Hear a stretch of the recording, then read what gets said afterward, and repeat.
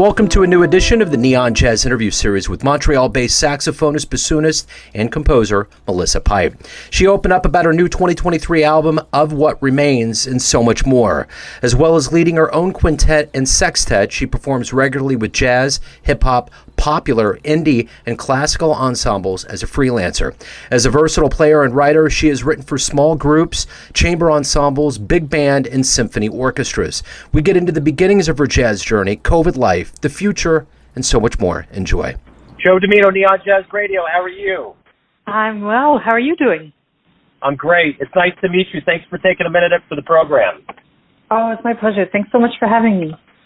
You bet. So before we get into new work, which is always so good to hear and to be able to talk about, I want to know the last 3 years with the pandemic, how did you survive that time period? How has it changed the way that you kind of approach music in your life now?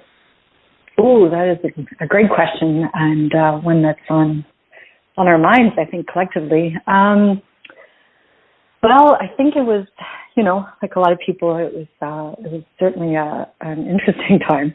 A lot of time at home and time to reflect and be away from performing. I mean, it was the longest period of time that I had stopped playing, but I kept composing through it all, which was a great relief, actually. And if anything, it enabled me to focus in a bit more on the composition side of things.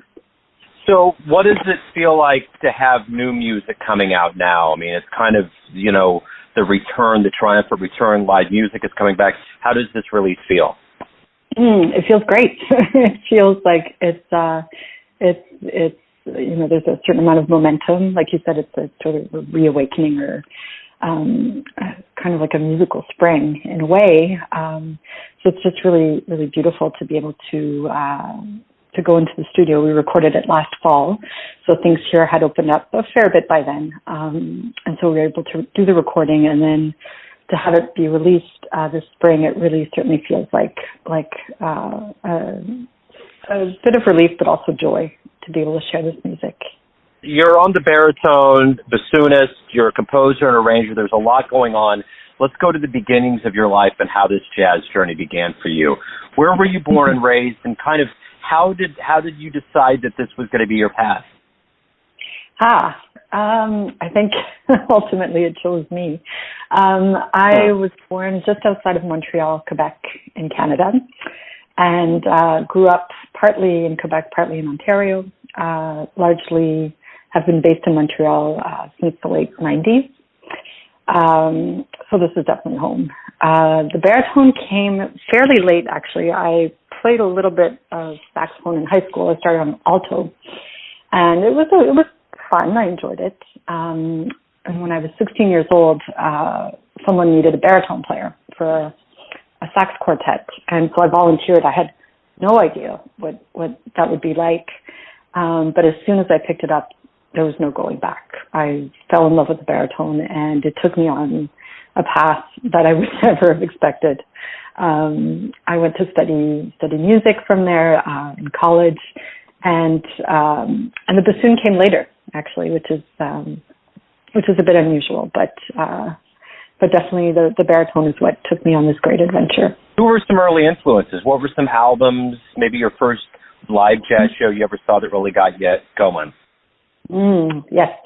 The first album of baritone playing that I heard, I went to Sam the Record Man, which was a big record store in Montreal at the time, and in the jazz department I asked the clerk, who could I listen to? Can you recommend anyone? And he recommended, of course, a Jerry Mulligan album. So that was my very first introduction to a baritone player as a lead instrument. So I bought the album and fell in love with that. And in terms of live performance, I think the very first, I don't exactly remember when I first heard a baritone, like a lead baritone player live, but one of the most pivotal moments, I would say, probably in the late 90s at the Montreal Jazz Festival, there was a quartet of baritone saxophone players with a drummer, and it was led by Hammy Blewett. James Carter was playing, Patience Higgins, and Alex Harding. And that completely blew me away. 4 baritones and a drum set was really just hugely influential from then on. Yeah. So let me ask you this. In that interview with Yusuf Lateef, what was the most interesting thing, unexpected thing that you learned from him in that 2013 interview? Oh, I would say there were 2 things. On the first level, I was, it's extremely humbling and quite nerve-wracking to talk to one of your biggest musical heroes. But he was just absolutely kind and gentle and generous. And that I won't say surprised me, because ultimately it's reflected in his music and shouldn't have been a surprise, but I was really, really quite happy to see that. In terms of what he spoke about, I did ask him, what it was like playing with Cannonball Adderley's band and how the oboe playing came into it. And he basically said that Cannonball just gave him, carte blanche, like just do what you want. And I thought that was it showed such openness and such a willingness to try different things, different sounds, and I think that was quite a beautiful thing. So on your journey, you dabble in a lot of different genres. Mm-hmm. What is it about your spirit? Is there restlessness that wants to explore the different idioms and different flavors out there? How does the music voice work for you? Yeah, in terms of, I wouldn't say a restlessness. I'd say just complete love of music. There are very few genres that don't speak to me. There are a few, but there are many. I do like quite a variety of music. To me, it's not so much about genre, but about the spirit of it, about the feel, about the groove, about the soul. So it doesn't matter to me if it's a hip hop track or a symphony. It's really about where it's coming from and what it's about and how it feels.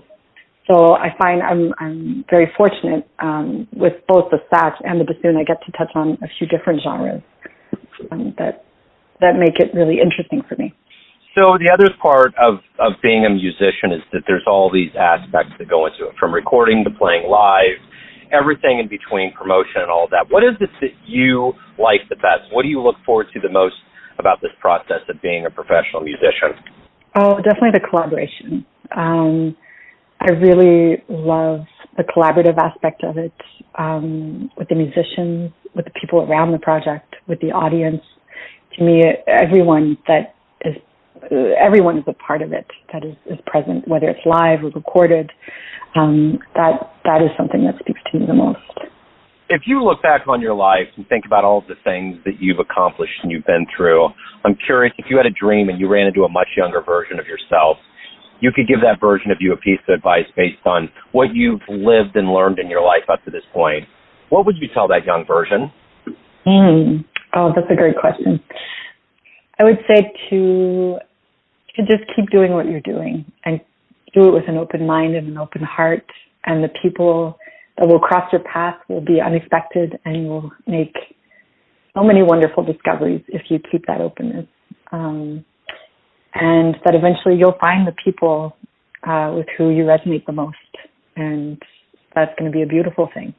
So if you could go see a dream gig in the history, the annals of jazz, you can get into a jazz DeLorean and punch in the digits. Where are you going? Who are you going to see? Can I pick a few? Sure, absolutely. Oh, man. Definitely the Ellington Band. Would have loved to hear them live in the heyday. Mingus. And, of course, Pepper Adams, my baritone hero. Never got to see him play. He passed away in the 80s. I was too young to be around that, but that certainly would be on my list. Why do you love jazz? What's not to love?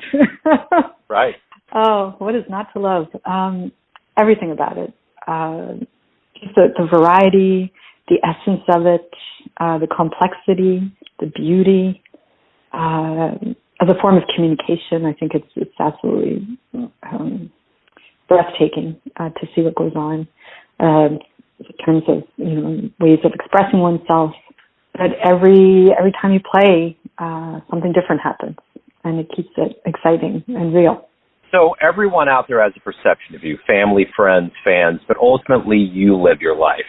What's your perception of you? Who do you think you are? Definitely an introvert, which is a bit of a challenge on the performance side sometimes. Less so on the composition side because you can spend a lot of time with yourself composing. But I would say just generally a person who cares a great deal about others and wants to make things better for the world and for the people around them. So, Melissa, the album, which is aptly named here in this modern post-pandemic era of What Remains, if you could let everybody know the best place to go and get this album and to find out about live shows, anything pertaining to you and older albums as well. For sure. So for this current album, it's going to be available on all platforms, digital platforms, as of April 21st. Best place to buy it would be on Bandcamp. We have a digital download and also a CD option. And in terms of gigs, upcoming gigs, you can keep an eye out on my website, www.melissapipe.com. And in terms of previous work, there's stuff floating out there, but I haven't really put it all in one place. So maybe one day. Right on. Yeah, we'll stick in the present. Melissa, this has been great. Thank you for opening up. Thanks for your time. Best of luck with the album and the live shows.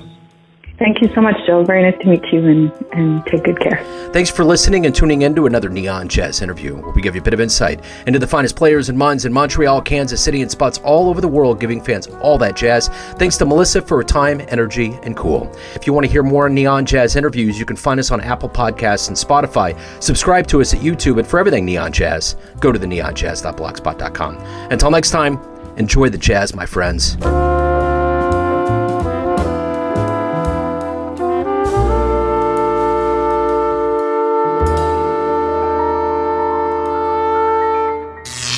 Neon Jazz.